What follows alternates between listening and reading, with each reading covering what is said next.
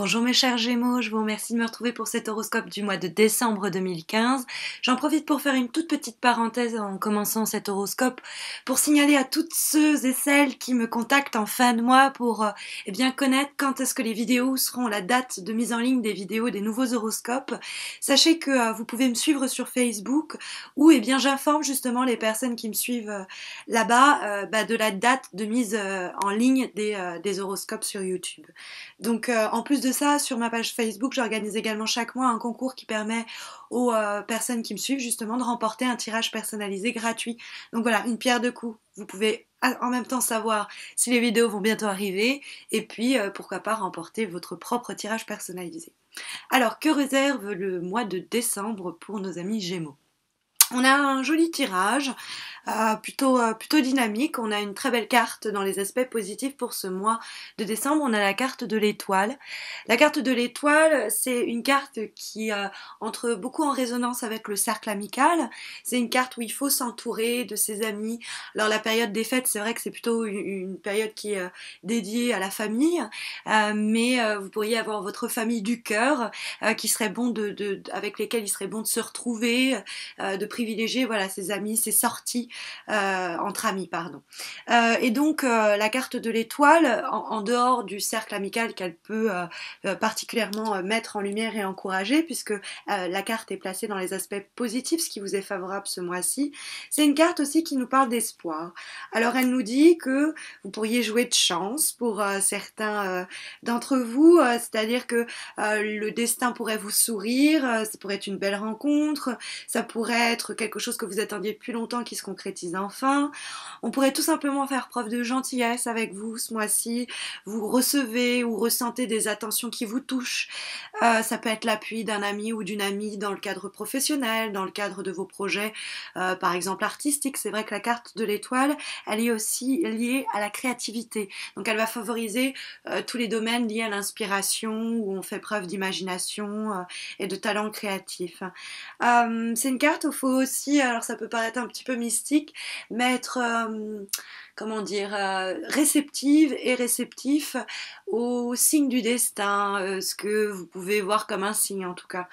Et il y a l'idée aussi de voir certains de nos espoirs, de nos désirs se matérialiser, se concrétiser. Alors c'est une carte qui nous appelle toujours à la patience. La carte de la Lune n'est pas une carte extrêmement rapide, mais elle prédit quand même une réussite. Il faut juste voilà, patienter en attendant que bien les désirs et les rêves se concrétisent. Donc c'est une carte qui vous encourage à suivre votre intuition, à suivre vos rêves et ce que vous espérez voir se réaliser.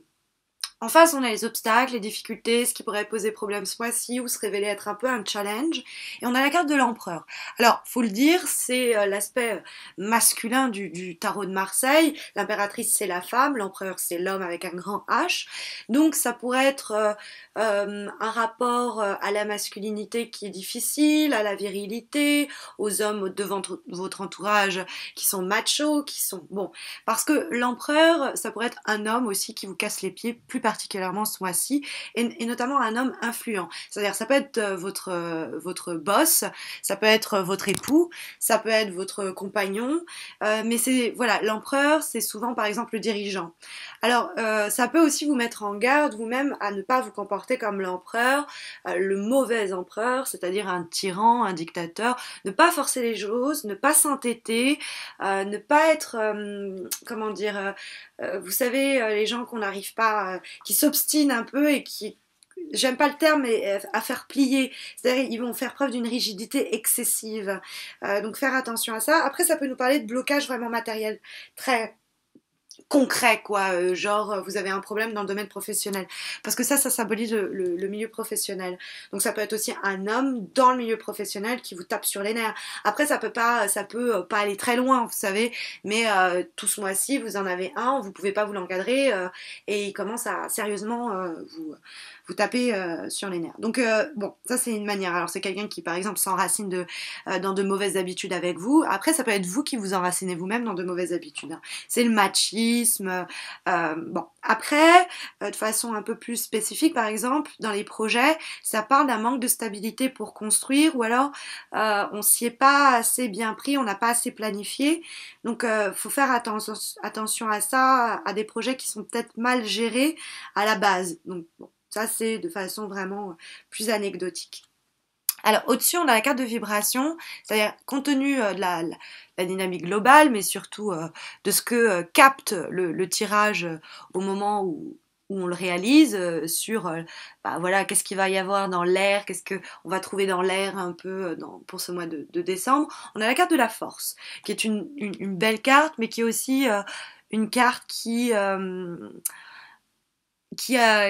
qui nécessite toujours une persévérance, une volonté, une force physique, mais aussi mentale. C'est à la fois la carte qui nous dit que, eh ben, on l'a la force physique, on l'a la force mentale. La force, elle n'est pas dans les obstacles, par exemple. On aurait pu être affaibli si elle avait été dans les obstacles. On est capable de maîtriser les problèmes, de maîtriser ce qui nous pose souci, de maîtriser aussi ses émotions, hein, de pas être dans l'impulsivité, de pas être violent, ou à l'inverse, de se faire marcher sur les pieds.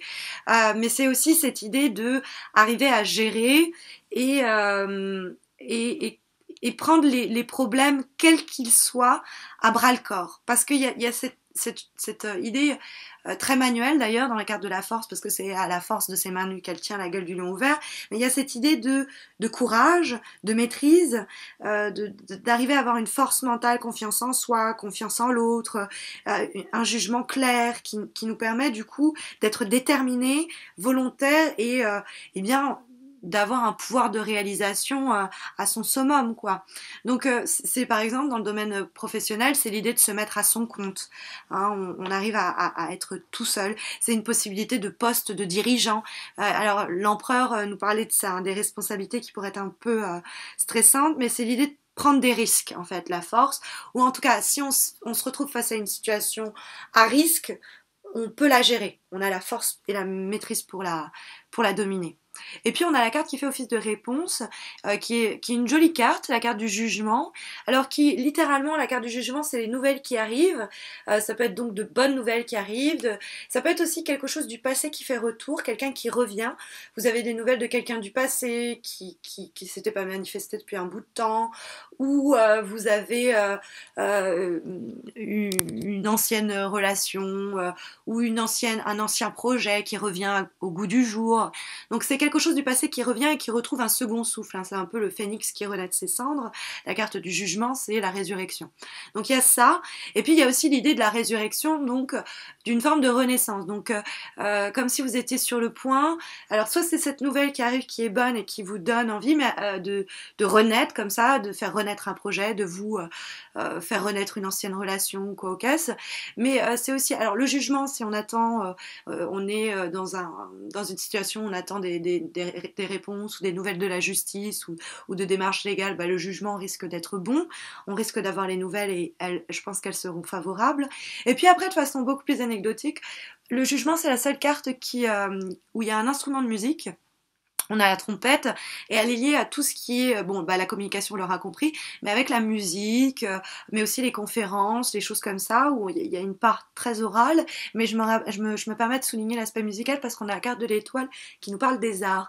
Donc, bon, si jamais vous avez quelques projets concernant des arts liés à la musique, c'est particulièrement encouragé par ce tirage. Voilà, j'espère que cette vidéo saura vous aiguiller, aura en tout cas répondu à vos attentes, ce que vous veniez chercher en la regardant. N'hésitez pas à vous abonner à ma chaîne YouTube si ce n'est pas encore fait, ça vous coûte rien et moi ça m'encourage à continuer à réaliser mois après mois ces vidéos pour vous. Vous pouvez aussi me suivre sur Facebook comme je l'expliquais en début de vidéo où j'organise en plus des concours pour remporter un tirage personnalisé gratuit. Voilà, donc je vous retrouve à la fin du mois de décembre pour les horoscopes de janvier. Pour la nouvelle année 2016, ce sera pour moi l'occasion de vous souhaiter mes meilleurs vœux pour ce nouveau démarrage. Et puis d'ici là, prenez soin de vous.